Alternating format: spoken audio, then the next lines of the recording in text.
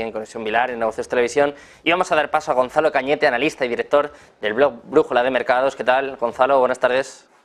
Hola Sergio, ¿cómo estás? Muy buenas tardes. Muy buenas, un placer tenerte por aquí de nuevo.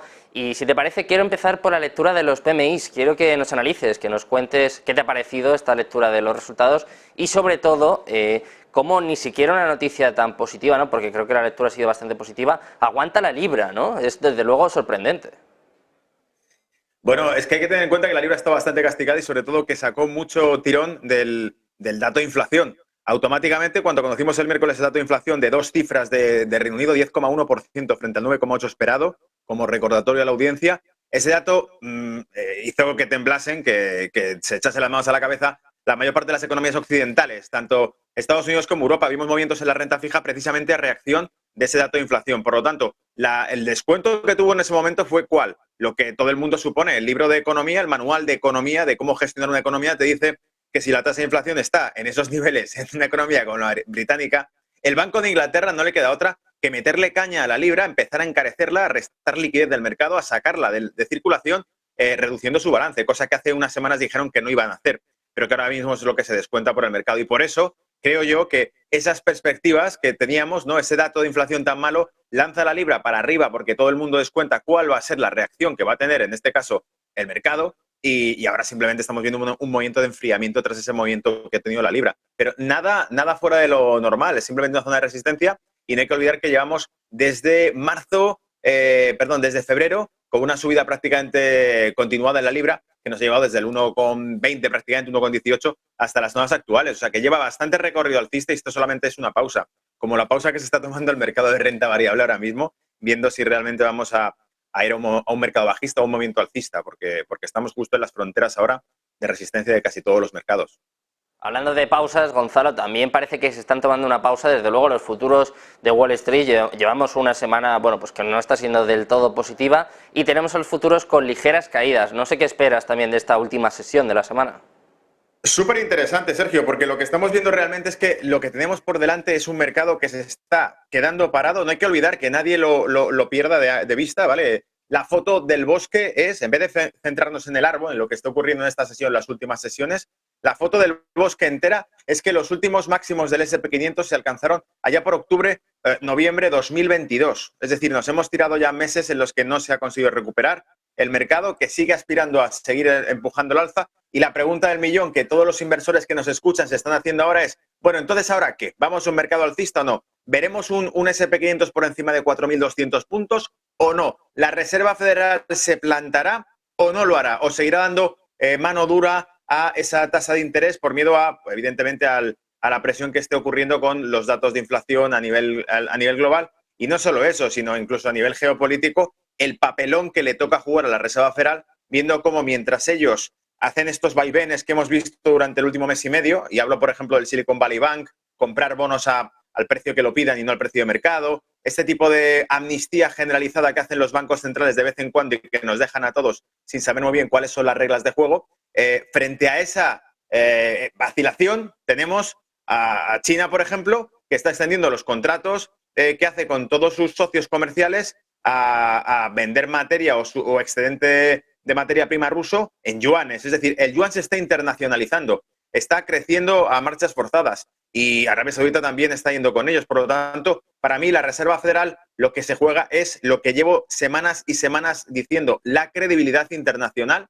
Y por eso el miedo principal que tiene el público inversor y sobre todo los equipos analistas que miran esto, los bancos de inversión que están analizando esto, es ¿ahora qué va a pasar? Sabemos que la amnistía es generalizada por parte de la Reserva Federal. Eso no nos preocupa. Pero el papel del dólar y el papel de la política monetaria, ¿cuál va a ser? Y creo que esta pausa que estamos viendo, pausas en el índice dólar en 100 puntos aproximadamente, que podrían impetrar un rebote hacia 120, es decir, el dólar volvería a machacar al resto de monedas, porque no quedaría otra que echarle el candado a la política monetaria, seguir apretando la tasa de interés, en vistas a que, primero, la recesión parece inevitable, aunque paren las máquinas, porque ya estamos viendo que efectivamente es así. Y segundo, que la tasa de inflación, aunque se estanque, existen indicios de que esa tasa de inflación va a volver, sencillamente porque los mismos ingredientes que la cultivaron a fuego lento, que fueron una política monetaria excesivamente complaciente durante 2021 y 2022 para salir del agujero del COVID, se está volviendo a aplicar ahora, Sergio. Están cogiendo la ventana de liquidez que abrieron para los bancos regionales, ha vuelto a pegar un pico en el balance de la Reserva Federal. Y con un balance de la Reserva Federal subiendo, es imposible que el dólar no se abarate y que, por lo tanto, no tengamos, por decirlo así, una contradicción en su política monetaria, de a qué están jugando exactamente.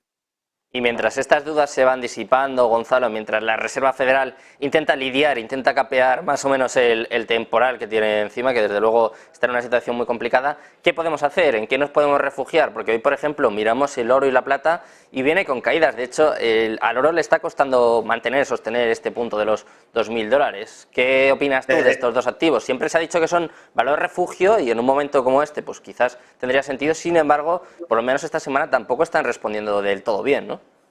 No, efectivamente. Y fíjate que además se encaja perfectamente con todo lo que estamos analizando, pronosticando, por decirlo de alguna manera. Ese rebote al alza del índice dólar es lo que impide que el oro siga subiendo. Un oro en máximos históricos, como lo estamos viendo, que pasó por encima de $2.000 la onza y que vuelve a estar contenido en esos niveles, lo que te deja claro es que el antídoto del dólar es el oro. Cuando el dólar está cayendo y se abarata, el oro sube, porque es la otra reserva, gran reserva que existe de riqueza por parte de las naciones. O guardan sus reservas en dólares o las guardan en oro. Si el dólar se abarata, como ha ocurrido durante el último mes y medio, 2 meses, lo que ocurre es que el oro sube. Pero en estos momentos el oro ha llegado a máximos, ha tocado techos, como lo ha hecho en 3 ocasiones durante los últimos 20 años. ¿Y qué ocurre? Que en esas circunstancias, un movimiento bajista que los gráficos nos están indicando que podría iniciarse ahora en el oro, un movimiento, pues qué sé yo, hacia los 1.800 o incluso hacia los $1.600 la onza, significarían que hay un repunte en el dólar. Y si hay un repunte en el dólar, significa que, de nuevo, solo hay 2 factores que pueden hacer que el dólar suba en el mundo. El principal factor es que la Reserva Federal le meta caña al dólar y que reduzca su balance, haciendo que reste la liquidez de dólares en circulación y, por lo tanto, el dólar sea más caro. Pero el segundo factor es que, en ausencia de esto, ceteris paribus, si no ocurre absolutamente nada de eso, el dólar sigue subiendo por alta demanda. Es decir, no porque la Reserva Federal lo retire del mercado, reduzca la oferta de dólares, sino porque se incremente la demanda de dólar. Y eso ocurre en circunstancias de incertidumbre global. Y ahí apunto con el dedo a el calentamiento que está habiendo con el tema de Ucrania, las declaraciones de la OTAN invitando a que Ucrania sea miembro particular y especial de la OTAN, sabiendo que el conflicto parece no resolverse, ni que existe intención de hacerlo. Y añádele a eso también el otro foco de fuego que se está encendiendo con el tema de Taiwán. La aproximación del ministro de Defensa de China reuniéndose con Putin en Rusia. Es decir, los conflictos geopolíticos siguen estando ahí, de fondo, y ese tipo de conflictos geopolíticos son los que disparan las incertidumbres y los miedos que hacen que los capitales globales, los grandes capitales de inversión, se refugien donde van siempre, que es en depósitos de dólar y, en concreto, en el bono americano o, en todo caso, en el mercado americano. Y todas estas tensiones geopolíticas que has ido enumerando y que son, desde luego, muchísimas, ¿cómo pueden afectar al petróleo? Porque hoy, por ejemplo, vemos subidas en el crudo. Esta semana hemos tenido, días dispares, ¿no? Ayer, por ejemplo, recuerdo que venía subiendo, hoy cayendo. ¿Cómo ves tú también el petróleo en este caso? Hay una auténtica guerra con el tema de la energía, de qué duda cabe. Empezó hace ya tiempo, diría que empezó en 2014 con el tema de Ucrania, cuando se tumbó por completo los mercados de energía, con Arabia Saudita activándolos y tratando de tumbar el rublo ruso. Pero esa guerra no terminó y ahora resulta que Arabia Saudita, que es el mayor vendedor de crudo del mundo, cambia de bando.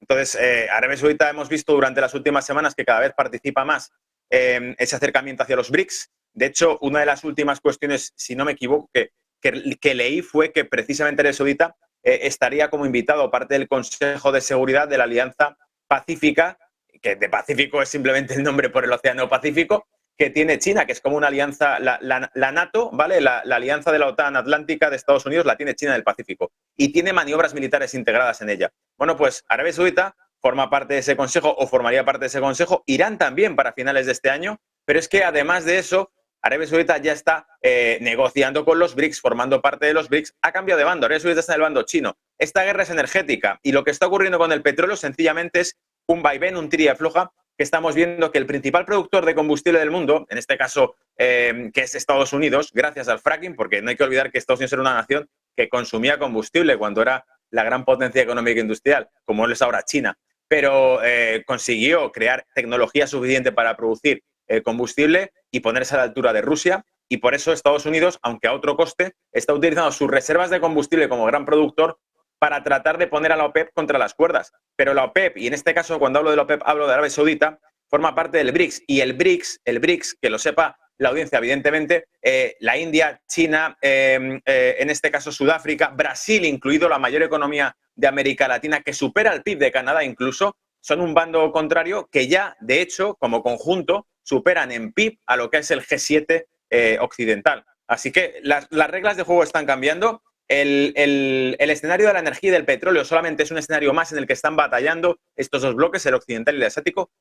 Christine Lagarde incluso lo reconoció, que se está polarizando la economía, el mundo al fin y al cabo. Estamos viviendo una desglobalización, básicamente porque Estados Unidos se está volviendo extremadamente proteccionista, sanciones, todo esto, mientras que China es el que está saliendo al escenario a defender la globalización como la gran solución para el capitalismo. Es increíble, nadie habría apostado por este escenario hace tan solo 15 o 20 años, pero está ocurriendo ahora. Así que el crudo, te digo, básicamente no creo que lo veamos tampoco descender de 70 a 65 dólares el barril Brent. Probablemente lo que veamos es que puede haber cierta recuperación, especialmente si esos conflictos geopolíticos que hemos dicho se empiezan a acentuar y a complicar más, empezamos a ver ciertos temores adicionales. Eso haría que el crudo, como siempre, reacciona a este tipo de eventos catastróficos, guerras, de forma alcista. Y en ese caso podemos ver que el crudo se aproximaría a zonas que estén en torno más bien a los 100 dólares el barril, que es lo que suele ocurrir. Y para los que les guste el técnico, vigilen simplemente, hay una media de 200 con gráficos de vela semanal que te indica claramente que el crudo tiene buenos soportes en torno a 75, 70 dólares el barril Brent, como zonas en las que es difícil que las vaya a perder de la noche a la mañana. Por lo tanto, yo creo que un crudo por encima de 60 dólares sería lo más probable. Bueno, Gonzalo, pues como vemos hay muchas cuestiones, muchas dudas, mucha incertidumbre todavía en los mercados, así que nada, la gente tiene que seguir enganchada aquí a Negocios Televisión, sobre todo con analistas como tú, o sea que muchas gracias por estar por aquí con nosotros y buenas tardes. Placer. A ti, Sergio, gracias por contar conmigo.